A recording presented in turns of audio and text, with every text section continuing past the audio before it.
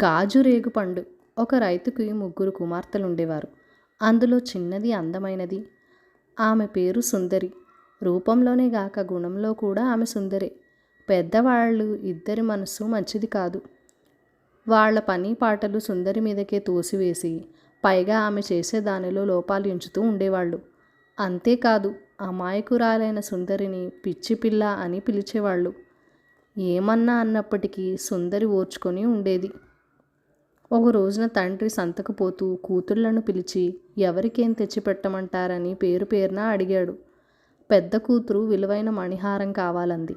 రెండో కూతురు చక్కటి జరీ చీర కావాలన్నది. వీలుని బట్టి నాకు వెండి పళ్ళెము, గాజు రేగుపండు తెచ్చిపెట్టమండి అని సుందరి అన్నది. తండ్రి వెళ్ళింది మొదలు ఎప్పుడు తిరిగి వస్తాడా అని అక్కలిద్దరూ ఆత్రపడిపోయారు. సుందరి మామూలుగా ఇంటి పనులు చూసుకుంటూ తల్లిని కనిపెట్టుకొని ఉన్నది. ఒక వారం రోజులకల్లా తండ్రి తిరిగి వచ్చాడు. అతను వచ్చినట్లు వీధిలో అలికిడి కాగానే అక్కలిద్దరూ తండ్రిని చుట్టేశారు. సుందరి మాత్రం తండ్రి దుస్తులు అందుకొని మంచినీళ్ళు ఇచ్చి అతని క్షేమ సమాచారాలు కనుక్కున్నది. తల్లి, నీవు కోరిన వస్తువుల కోసం చాలా తిరగవలసి వచ్చింది. అయితే ఏమిలే, దొరికాయి, అదే సంతోషం అని సుందరితో తండ్రి చెప్పాడు. అయ్యో, నాన్నకు శ్రమ ఇచ్చాను కదా అని ఆమె విచారించింది. అయితే వీటితో ఏం చేస్తావమ్మా అని తండ్రి అడిగాడు. రేగిపండుని పళ్ళెంలో నూరుతాను అని సుందరి చెప్పేసరికి పిచ్చి పిల్ల, అదే మాట అని అతడు నవ్వాడు. పెద్దది మణిహారం వేసుకున్నది, రెండోది జరీ చీర కట్టుకున్నది. అవి చూసుకుని వాళ్ళు మురిసిపోయారు. సుందరి వెండి పళ్ళంలో గాజు రేగుపండుని పెట్టి చిరునవ్వుతో అదే పనిగా నూరుతోంది. కొద్దిసేపటికి సుందరి పళ్ళెమంతా ప్రపంచమంతా కళ్ళకు కట్టినట్టు కనబడింది. సింహాసనం మీద కూర్చున్న రాజు, సముద్రం మీద పోయే ఓడలు, పట్టణంలో మేడలు, ఒకటేమిటి అన్నీ స్పష్టంగా అగుపడుతున్నాయి. వీటిని చూడటం ఒక ఆటగా పెట్టుకొని సుందరి ఆశ్చర్యపోయి ఆనందించేది. సుందరి ఇలాగ ఆనందంగా ఉండటం, సరదాగా ఉండటం చూసి అక్కలిద్దరూ ఓర్వలేకపోయారు. ఆ పళ్ళెము పండు ఎలాగైనా కాజేద్దామని వాళ్ళకి దుర్బుద్ధి పుట్టింది. పెద్దక్క తన మణిహారానికి బదులుగా వాటిని ఇమ్మని అడిగింది. చిన్నక్క తన జరీ చీరకు బదులుగా వాటిని ఇమ్మని అడిగింది. సుందరి ఇద్దరికీ ఇవ్వను అని చెప్పింది. అసూయకు తోడు అక్కలిద్దరికీ ఇప్పుడు సుందరి మీద కోపం కూడా రేగింది. ఇక మెల్లిగా అడిగితే లాభం లేదు, ఆమెను చంపివేసినట్లయితేనే ఆ వస్తువులు మనం సులువుగా చిక్కించుకోవచ్చు అని అక్కలిద్దరూ ఆలోచించుకుని కుట్ర పన్నారు. మర్నాడు వాళ్ళు సుందరిని పిలిచి, చెల్లి, మేం పళ్ళు కోసుకోరావడానికి తోటకి పోతున్నాము. అన్నీ మోయటం ఇద్దరి వల్ల కాదు కదా, నువ్వురా అని పిలిచారు. సరేనని ముగ్గురితో పాటు తట్టలు తన చేత్తో పట్టుకొని సుందరి కూడా బయలుదేరింది. బయలుదేరే ముందు ఆమె తన ఆట వస్తువులు రెండింటినీ దాచమని తండ్రికి ఇచ్చింది. పోయి వాళ్ళు ఒక అడవిలో చేరుకున్నారు. కొంచెం సేపు పళ్ళు ఏరినట్లే ఏరి అక్కలిద్దరూ సుందరిని తన ఆట వస్తువులు 2 ఇమ్మన్నారు. ఆమె తన దగ్గర లేవంది. ఈ మాట నమ్మక సుందరి అబద్ధమాడుతుందని చెప్పి వాళ్ళు రహస్యంగా తెచ్చిన గొడ్డలితో ఆమె పీకమని తెగేశారు. కానీ వాళ్ళకి పళ్ళెము పండు దొరకనే లేదు. ఇక చేసేదేమున్నది?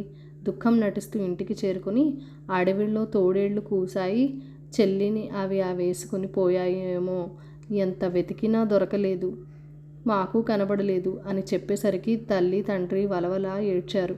కొంతకాలానికి ఒక గొల్ల పిల్లవాడు తప్పిపోయిన గొర్రెలను వెతుక్కుంటూ అడవిలో తిరుగుతున్నాడు. ఒక పొదలో వాడికి ఒక చిత్రమైన చెట్టు కనబడింది. చూపులకి అది బోలుగొట్టంలాగా ఉంది. ఆ చెట్టుకి అందమైన నీలిరంగు పువ్వులు, ఎర్రటి కాయలు కాసున్నాయి. గొల్ల పిల్లవాడు దాన్ని కోసి గొట్టానికి పీపీ పెట్టి ఊదుదామనుకుంటున్నాడు. అది అతని పెదవులకి తగిలేసరికి ఇలా పాడడం మొదలుపెట్టేసింది. ఊదుబురా ఊదుబురా, తల్లి తండ్రులకు జయం జయం, పెద్దక్క చిన్నక్క కలిసి పండ్లు కోద్దామని పిలిచి పళ్ళెంలో పండ్లు కాజేయమని నరికారయ్యా నట్టడవిలో. ఈ వింత బూర పట్టుకుని గొల్లపిల్లవాడు ఊళ్ళోకి పరిగెత్తాడు. అందరూ గుమిగుడి ఆశ్చర్యంతో పాట వింటున్నారు. విన్నవాళ్లంతా అయ్యో పాపం, ఎవళ్ళమ్మా ఆ చంపేసిన దుర్మార్గులు అని జాలిపడ్డారు. చివరికి ఈ వార్త రైతుకి తెలిసింది. అతని పాట విని కళ్ళ వెంట బొటబొటా నీళ్లు రాల్చాడు. ఆ గొట్టం దొరికిన స్థలానికి తీసుకువెళ్ళమని గొల్లపిల్లవాడిని బతిమలాడాడు. ఇద్దరూ కలిసి అడవిలోకి వెళ్ళేసరికి అక్కడ గొల్లపిల్లవాడు గొట్టం చేసిన చెట్టు మొదల్లో ఇంకా పాడుతూనే ఉంది. రైతు ఆ మోడు తవ్వి చూసేసరికి తన 3వ కూతురు సుందరి నిద్రపోతున్నట్టుగా పడుకునే ఉన్నది. అతను వెక్కి వెక్కి ఏడ్చాడు. చెట్టు మొదలు ఈసారి పాట మార్చి ఇలా పాడింది.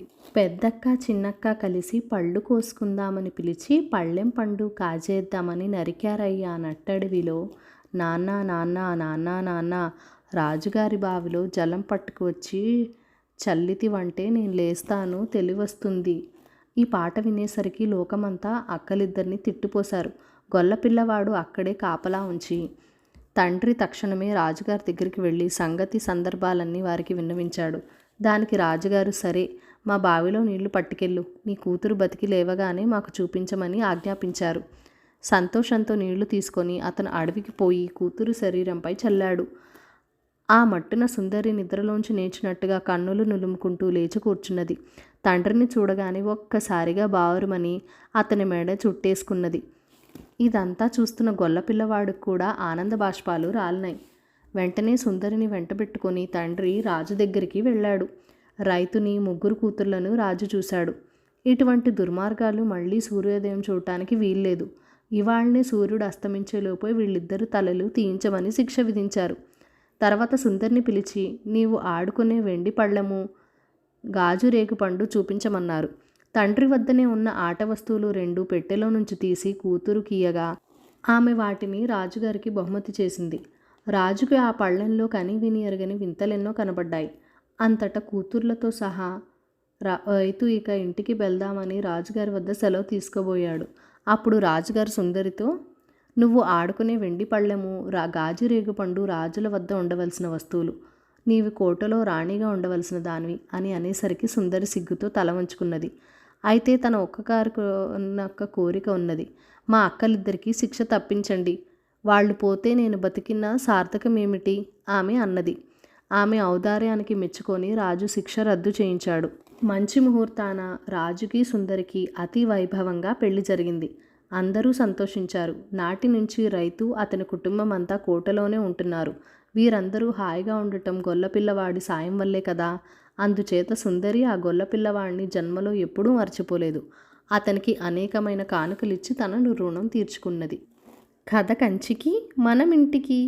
ఈ కథ మీకు నచ్చినట్లయితే కనుక లైక్ చేయండి, షేర్ చేయండి, మన ఛానల్ని సబ్స్క్రైబ్ చేసుకుని మీ అమూల్యమైన సపోర్ట్ మాకు ఇవ్వండి. Thank you for watching. Bye bye.